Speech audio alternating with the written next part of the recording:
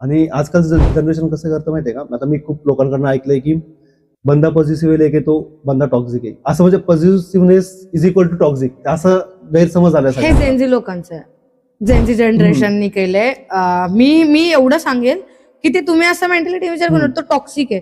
जर तू सांग तो म्हणतोय की त्या मुलांसोबत नको जाऊ, सगळ्या मुलांसोबत नाही, जो तुझ्या मेल फ्रेंड्सना ओळखतोय, तुझा बॉयफ्रेंड मेल फ्रेंड्सना, पर्टिक्युलर मेल फ्रेंड्स आहेत, ओळखतोय आणि त्याला माहिती आहे की ते खरंच तसे नाहीयेत, पण जर एखादा मुलाचा फोटो बघून तो जर म्हणतोय की तू नको जाऊस, म्हणजे त्याला फोटोतच ओळखलं ना तो कसा असेल.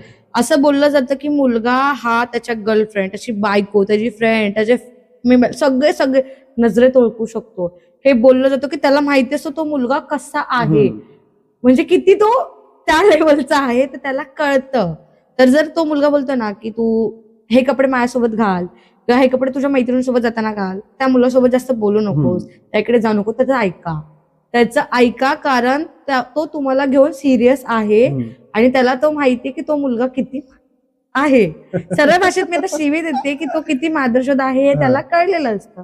त्यामुळे ऐका तुम्ही, भाई तो टॉक्सिक नाहीये,